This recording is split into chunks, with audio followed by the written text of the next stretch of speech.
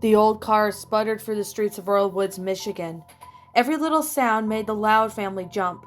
The last thing they needed was the car to break down and leave them stranded on the road, where they'd be at the mercy of whatever adult lingered through within earshot. Inside the car, the only sounds that persist were the sounds of the family's heartbeats, breathing, and Lily's cooing. And that was being held by Lucy, who sat in Lincoln's lap, while Lana and Lola sat on Lynn's lap, with Lola held to Walt the bird and Geo the hamster, while Lana held her pet frog, Hops, and Izzy her lizard. Lisa sat on Clyde's laps, holding Charles. They soon passed and crashed the airplane. Light gray smoke still slowly rose from the cracks and the gaps of the steel, while burnt bodies lay sprawled out only a few yards away. Lincoln, his younger sisters, and Clyde all huddled together at the sight of this. Lincoln told his sisters about how he and his sisters and his friend all witnessed it crash, which shocked his older sisters. They couldn't even imagine how terrifying that sight must have been, and they could only believe that they didn't hear the plane crashing to the ground. They guessed it was probably too far away. Still, his sisters marveled at how brave Lincoln and Clyde had been able to protect the younger Louds after witnessing such hellish sights. As they passed the plane, Lincoln could have swore he saw something poking out of the gap of the steel. He quickly set out his mind as they got further away from the wreckage. He told himself that this was just his overreactive imagination. Soon they could see the elementary school in the distance. Images of Lincoln's dead classmates raced through his mind. He remembered the fear and hopelessness he had felt as those adults tore into the poor helpless kids. He wondered if anyone would still be alive in there. His question was immediately answered. "Look!" Luann shouted, pointing towards the roof of the school. Everyone looked and what appeared to be a figure standing on top of the school. "Is that a kid or an adult?" Lynn asked. "It looks too short to be an adult," Luna answered. As they drove to the school, they could tell that the figure noticed them as well, and they watched it run out of sight. The closer they got to the school, the more details they noticed. All the windows seemed to be boarded up and barricaded. "Do you think," Lynn began, but was interrupted by Luann screaming, "Luna, look out!" They all turned and saw a group of about 30 adults charging towards the left side of the car. "Oh, shit!" Luna yelled. Everyone in the car began to scream. Shirtless, muscular adult chucked a brick at the car, leaving a huge crack on the windshield. All the kids began to scream louder as the sound of the brick bouncing off the car. There was no doubt in Luna's mind that that brick would have killed her, even if it made through the windshield. She quickly shifted the car in reverse as she backed up to see a bunch of grown-ups running towards the car from behind as well.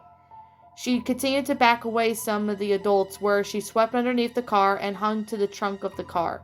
She couldn't see where she was going when the car suddenly backed into a parked car. Luna cursed and shifted the car back into drive. Adults were beginning to surround the entire car and bangs of their fists on the windows, sending the kids to a panicked frenzy. When the shirtless adult from earlier prepared to launch another brick at the car, Luna slammed on the gas and ducked as the adult lobbed a brick again. It bounced away as it connected to the windshield again. This time it took out a larger chunk of the front window. Luna kept her foot on the gas as the adult jumped in the air before the car slammed into him, to avoid being completely run over. Luna swore again that the adult clung into the hood of the car, and the other adults were just as smart as this one, and were completely buried by the car. Everyone in the car was shouting at Luna to be careful, but she was too pissed to listen to this adult to listen to them. Unfortunately, the adult blocked her sight out of the road. She swerved back and forth, and then ended up clipping another car parked. It was enough to send the car to a halt, which caused the adult to fly off the hood. The damages were also to prevent the car from moving anymore. Tears began to fill Luna's eyes as she frantically turned the keys to ignition, but there was no life left in that car. "This can't be it," she thought. Hopelessly, we didn't even make it that far from the house. Had Luna known this was going to happen, she would have never let Lynn talk her out of leaving. "Look!" Lynn shouted, pointing towards the doors of the school. A group of about 10 teens began to emerge from the building. They all seemed to be around Luna and Luann's age. A lot of them were carrying baseball bats and sharp sticks that were possibly supposed to be spears. "Everyone, run for the school!" Luna demanded. They all exited the right side of the car since the adults were way too close to the left side. All the kids had no choice but to leave their possession behind. Luann got out of the passenger side first, and her siblings soon leapt out from the back. As Lana and Lola hopped out of the car, they accidentally dropped their pets. Walt quickly flew away. Several adults clawed at the bird as he flew over them, but they all missed him. Gio's hamster ball bounced towards the adults. One of the grown-ups swooped down the hamster ball. He became so frustrated as he and the other adults tried to get the ball open. Apparently they forgot how to open a simple hamster ball, so instead the adult began to slam the ball on the ground repeatedly until it broke open. All the adults fought over the hamster, tearing several pieces from the small, poor, defenseless animal. "Gio!" Lola screamed as Lynn dragged her and Lana away. Lana managed to break free from Lynn's grasp as she had to save her pet frog and lizard. Ignoring her sister's shouts, she ran up to her pets that were trying to flee from the adults. She reached out towards them when suddenly a lofty adult, wearing mechanic's outfits, stomped down on Hops, causing the frog's eyeballs to pop out of their sockets, and swooped Lizzie up and then bit down and bit his head off. "No!" Lana cried. The adult looked down at her with a hint of satisfaction slowly formed on his face. It was then he knew what he was doing was tearing up Lana inside. Lana watched as the adult chewed slowly and forcefully, savoring every moment. Luna began to reach for her wrench that was attached to her belt when Luna came up from behind and lifted her up. "Are you nuts?" she yelled. She began to run, carrying Lana towards the school before the younger sister could say anything. "Hops! Izzy!" Lana cried again. The adult became further away. The proud look on his face continued to chew. As they all ran towards the school, Lincoln and Clyde recognized that kid was holding the door open and waving them inside. "Rusty!" Lincoln and Clyde both said. The zit-faced kid smiled as they drew closer. Luann reached to the doors first. Once inside, she made sure all of her siblings made it in safely too. Lisa made it through the doors first, followed by Lucy, who was carrying Lily. Lincoln and Clyde then made it to the building with their dog Charles right beside them, followed by Lynn, who was dragging a sobbing Lola. Finally, Luna reached the doors carrying a tearful Lana. They all looked out as the kids who ran to defend themselves made their way back towards the school, after realizing that the newcomers were safe. Rusty slammed the door shut just as the adult reached them. The older kid quickly placed an iron bar between the door handles, while another one wrapped it with change and latched a lock onto them. Lincoln and his siblings and Clyde breathed heavily as the adults began to beat on the doors. The sounds filled the front hall, causing the newcomers to jump. "Don't worry, they're not getting in," a kid said. The Loud family all looked to see a smiling face look at them. "Stan?" Luna and Luann both said. "It's good to see that you made it," Stan said. They all looked around the room, and it was dark because all the windows were boarded up. A candle was the only source of light. "Thanks," was all Luna could say, and the same with her siblings. Stan's smile grew. "Don't mention it. I'm sure glad to see you guys," Rusty said. Lincoln and Clyde both turned towards him. "Same here," said Lincoln. They all high-fived each other. "Were you able to find your sister?" Luna asked Stan. "Yeah, she's safe in the gymnasium." Luna's mind then shifted about how close they were to dying. "They ambushed us, and one of them threw a brick at us." "Yeah, we called that one Brick," Stan told them. Lana began to sob. "One of them was wearing a mechanic uniform, killed my pets." She buried her head against Luna's chest. Luna patted her on the back. Stan then turned to her. "Yeah, we call that one Grease Monkey." They could all continue to look around the room. "How did you do this?" Luna asked. The smile withdrew from Stan's face. "It wasn't easy. Me, Duke, and Joey were able to kill off a lot of adults. It turns out those really two who know how to put up a fight." Soon the other teams showed up and we managed to kill a lot of adults in the school. "Even Coach Pawlowski?" Lincoln asked. "Yep," Stan answered. "When we found him, he was stuck in the air vent. It took a lot of us to pull him out, and once we began to make progress, Duke took a wooden broom handle and he carved it into a spear and stabbed him in the back to paralyze him, then put him out of his misery with a jab to the head." Lincoln then looked at Clyde, and then to his younger siblings. They all looked relieved to hear that Coach Pawlowski would never be able to bother them again. Stan continued. Next, we used chains to lock up all the doors of the school. Then we used the wood from the wood shop room and the hardware store across the street to board up the windows. Lincoln thought of all those windows in the school. All the windows? He asked. Well, not all of them, Stan answered. Once we ran out of boards, we decided to stop taking trips to get more. We locked up a bunch of doors leading to the hallways that were full of the classroom windows that we didn't need to be boarded up. Once that was finished, we dragged all the dead bodies to the roof and threw them off of the school. Lincoln and everyone else couldn't believe how quickly they were able to accomplish all that. But then again, when Lincoln and all of his siblings worked together on the task, they got it done in no time. Like the time Lori was babysitting them, they had enough of not letting them of her do anything. He convinced his siblings to ambush her and leave her tied up in the chair. That way they could all do whatever they wanted. The only problem was they ended up trashing the house, and Lincoln quickly got fed up with their behavior and decided to apologize to Lori and let her be in charge again. She ended up telling them that Mom and Dad were on their way home.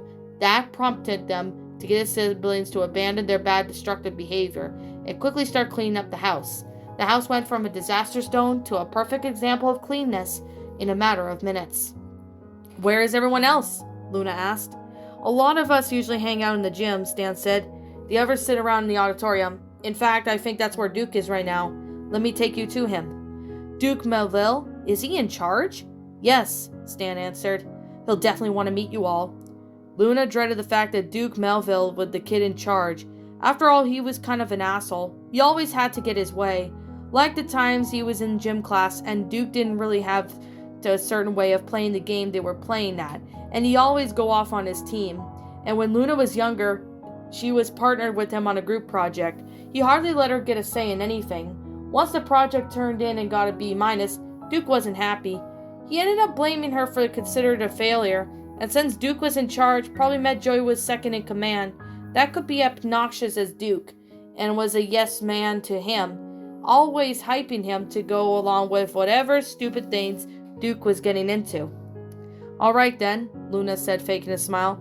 They waited until everyone was calmed down. Luna set Lana down and Lucy handed Lily in to her as Stan, the other kid named Jeremy, and Rusty escorted them to the auditorium, where the other teens dispersed.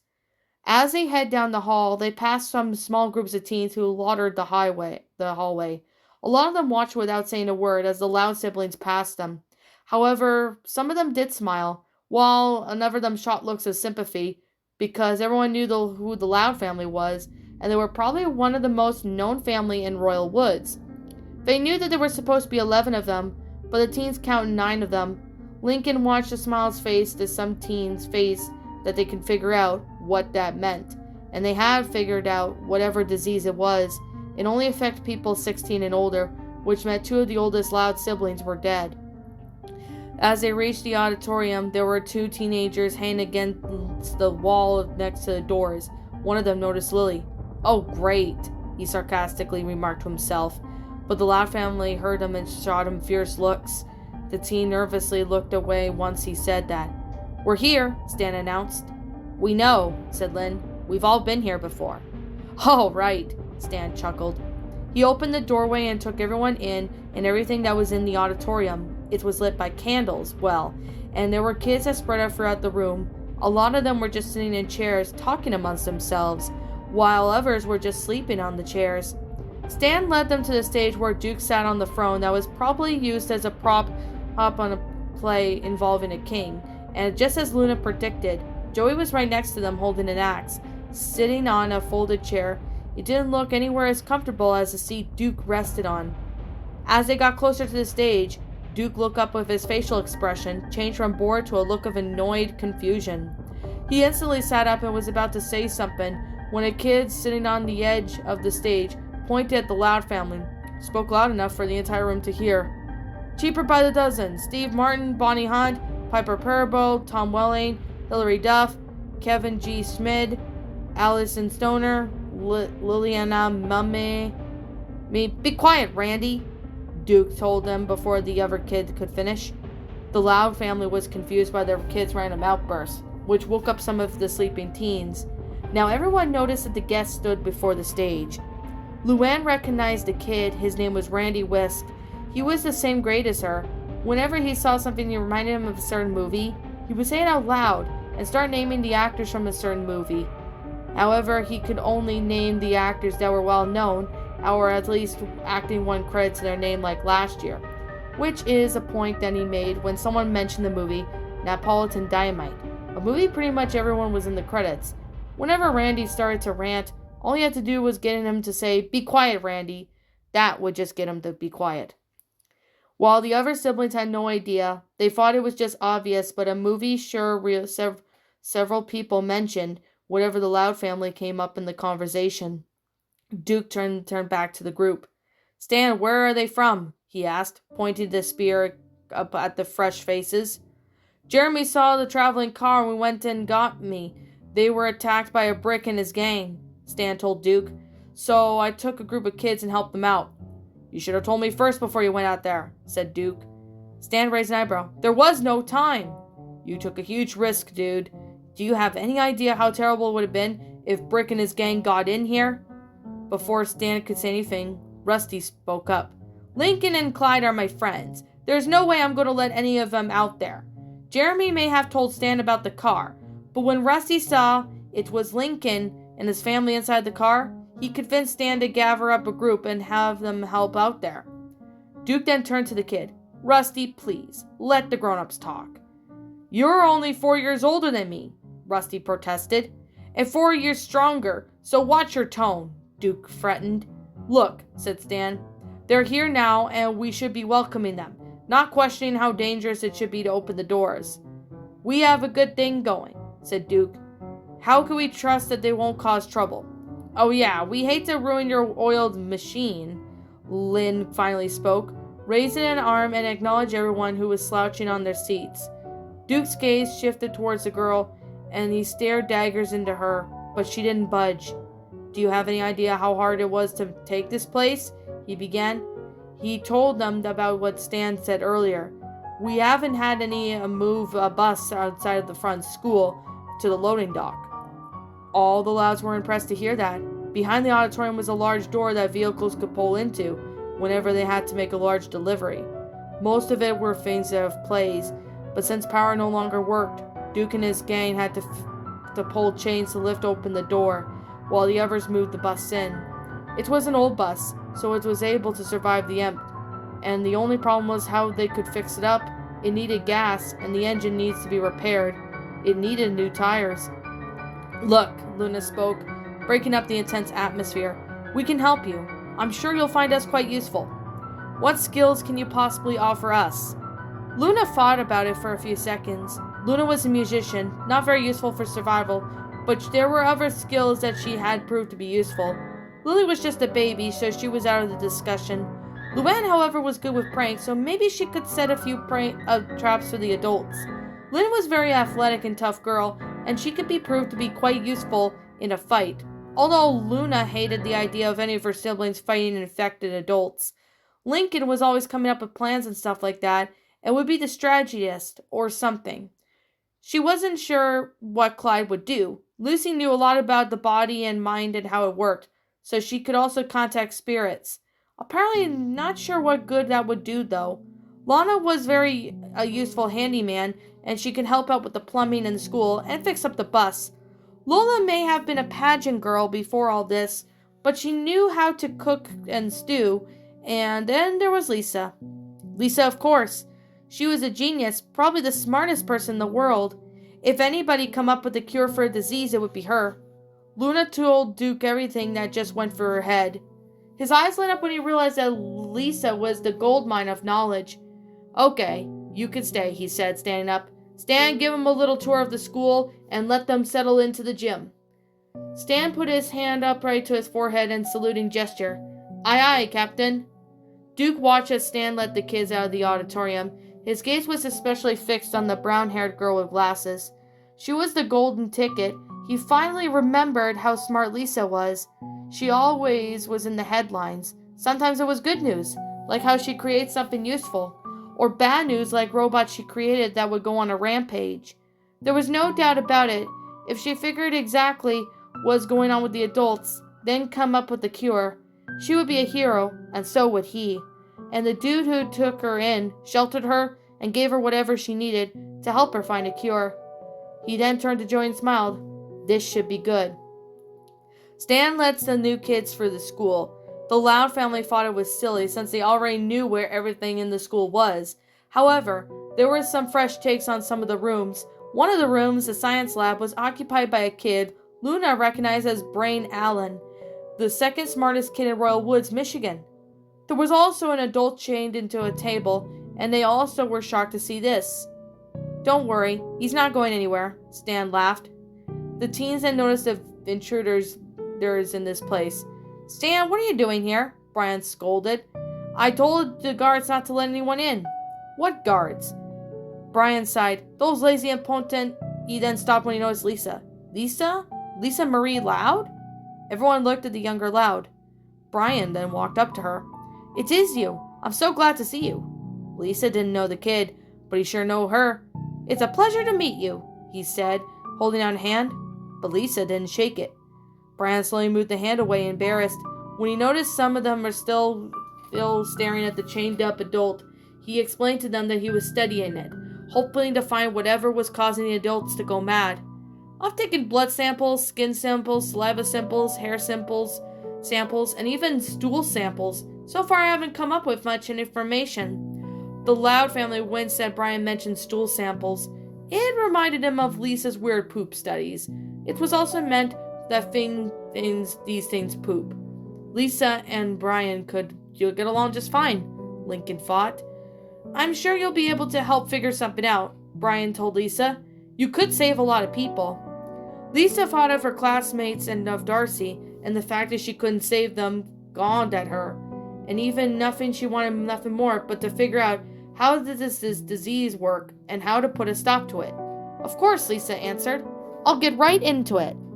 Excellent, Brian cheered. I'll give you a day to settle in, and then we can get right to work. Very well, Lisa nodded, then continued to tour with the family. Next, Stan then showed them the cafeteria. Luckily, there was some stove that ran on gas, so they could still cook food, although they were running low, and they'd been sending people out to scavenge since they were only a week into the new world, with a lot of stores still had plenty of fresh food and supplies. Then he showed them the nurse's office. There was an Indian kid reading a book, sitting behind the nurse's desk. A single candle lit in the room. Stan introduced them. This is Sanjay Bessi. His dad was a doctor before the apocalypse, and he was also making Sanjay study to become one too. He's pretty much the closest thing to a doctor we have. Hello, he said, looking up from his book, to which he could tell was some sort of medical book. They all introduced themselves. Next, Stan showed them the doors that they were chained up. We don't know what's behind those doors, so it's best to stay away from them.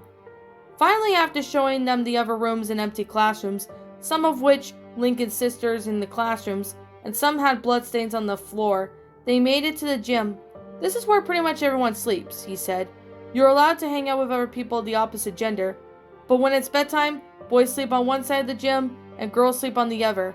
However, if you have younger siblings of the opposite gender, you're allowed to sit next to them, but only with them. They all nodded. Lincoln was relieved to hear that. Stan opened the double doors to the gym, and everyone looked at the new arrivals that entered the room. The Louds all studied the faces they noticed them. There seemed to be around 50 kids in the gym. A lot of them were happy to see Lincoln and his siblings. Others seemed surprised. Lincoln saw a lot of faces that he recognized as Stan led them to the unoccupied gap in the room, where he saw his friend Rusty reciting, and his little brother Rocky. He also had his other friend Zachary. Along with a few other classmates, Lincoln looked over to see a group of girls that were sitting. He saw a girl Jordan, Molly, Penelope, and the girl who just got bit in the cheek by Miss Johnson. It was stitched up, and Lincoln was relieved to see that she was still alive, which meant that getting bitten didn't turn you into a zombie, or whatever those things were. He also noticed Christina looking at him. Their eyes met, and Lincoln slowly moved his head to make it look like he was scanning the room, instead of just looking at her. He used to have a crush on her, and sometimes acted out kissing her on Lucy's statue Edwin. One day he uploaded the video to the internet in order to make things right, to record his sister's most embarrassing moments, so he could win an award to put on the Loud family trophy case. That day seemed like a million years ago. Lincoln was sure it was at least of her worries now, but it still felt awkward seeing her. Then he looked over to the bleachers and saw Chandler and his reputed group of friends. Lincoln couldn't believe he was somewhat glad to see that he was alive as well. It spoke the volumes in the situation. "I guess this is where you and the girls will be sleeping?" Stan pointed as the girls stood on the side of the gym. The ground was covered with gym mats that had been laid out. Pillows and blankets had been telerized using the supplies from the home economics room. Stan then pointed out where Lincoln and Clyde would sleep, as he told Lincoln he could sleep next to his sisters on the girls' side of the room if he chose to. But he had to sleep between his older sisters, unfortunately.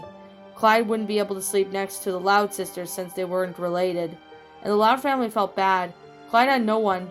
Lincoln told Clyde that after he and his siblings got settled in, he'd sleep next to him from now on. "It'll be just like a permanent sleepover," he said. That just made Clyde smile. "Stan!" a voice called out. They all turned to see a dark-haired girl running up to Stan. "Hey, Sally," he said, as she jumped into his arms. Stan introduced him to his sister. She was small and 7 years old. "She always gets excited when I come back, no matter how short I've been gone." Stan told him about he and his family found Sally and a bunch of their other little kids in the storage closet. He told him that protecting little kids gave them an instinctive that they need to power through the crazy adults. His story reminded Lincoln of how he had to put his life on the line just to protect his sisters. Stan told everyone else in the room to make the new guests feel welcome, and they were family now. When he told the newcomers if they needed anything to ask Trini. He pointed to all the pretty 14-year-old blonde at the other end of the room, who was watching over a lot of the younger kids. She waved at them, and then she had her attention back to the younger kids.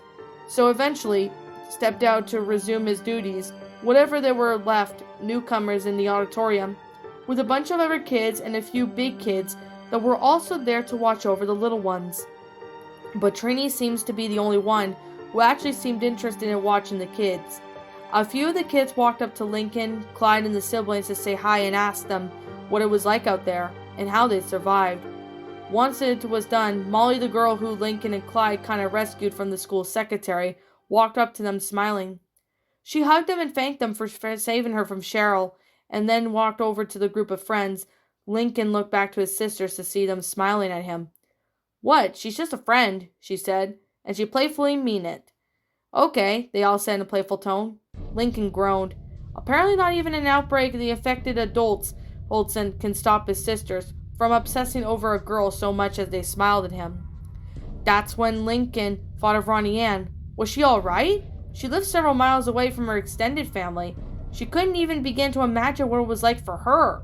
A lot of her relatives were well over the age of 16, but what about her younger cousins?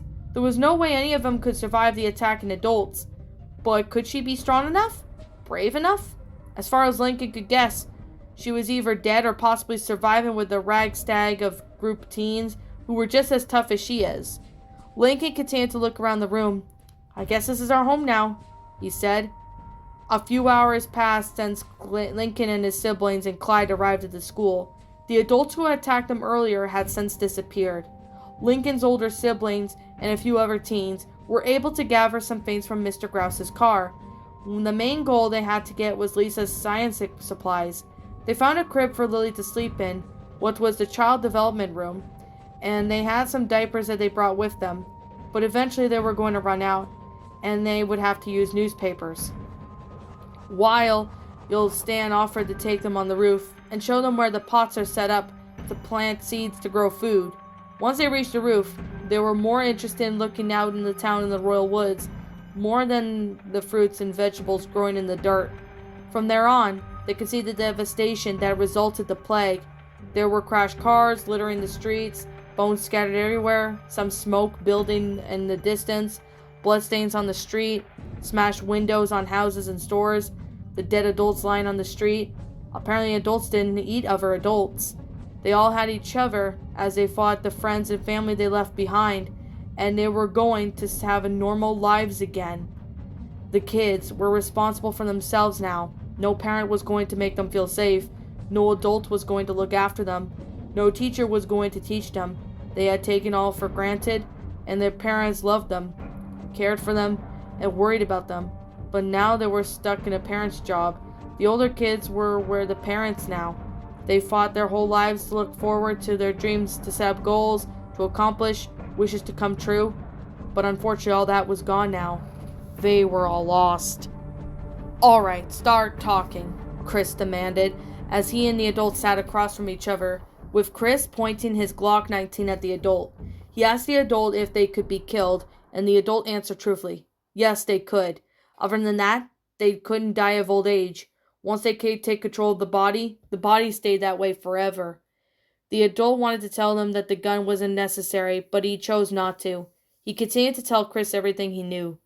"We traveled several light years, searching for a planet with suitable hosts, one we could call home." "Suitable hosts?" Chris asked. "Yes, a planet where we could take control of people's minds, gain their knowledge, and consume their young ones, whose are the microorganisms and reside of the meteor that exploded over your planet." "Why aren't the kids infected?" Chris asked. "Their brains aren't developed enough for us to take control over." "What happens once they get old enough?" "Nothing," the adult answered. "Once the meteor explodes, we linger in the air for only a few hours. If we can't find anyone to take control of, then we're shit out of luck." "Why do you eat kids?" "We require the fresh organisms living on the planet to keep our mind fresh. If we fail to do so, we become dumb. We will begin to flail at the most basic things, such as walking straight, opening doors, wielding weapons.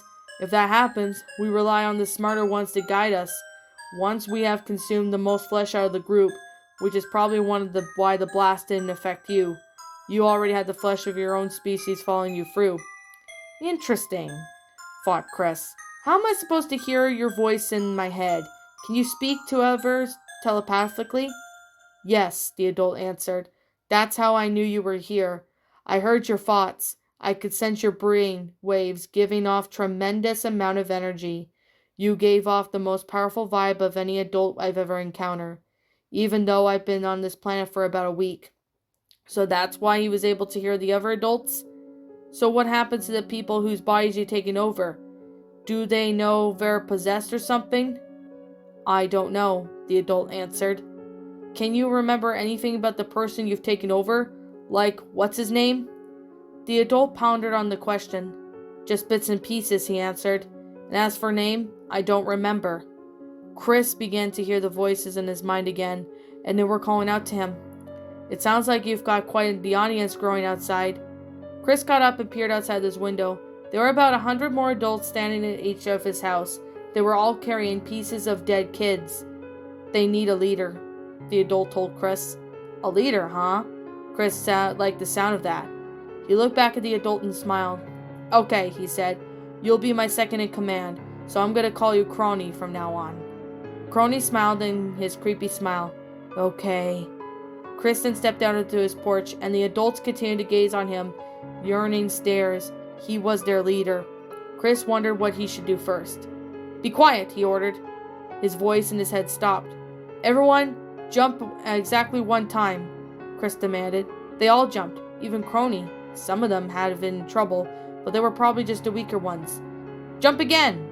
They all jumped again. "Jump 10 times!" They did just that. Some of them fell over, but they clumsily stood back up. "Punch yourselves in the face!" The yard was filled with the sounds of fists connecting to faces. Chris's heart was pounding with joy as he thought of this another in command. "Kneel to me." Everyone fell to one knee. Chris smiled to himself. This was so good to be true. He could use his army to gather up kids to eat for himself. And as far as he knew, there were no other cannibals in Michigan before the blast, so no other adult would be just as powerful as he was. "Yes," he said to himself, "this should be really good."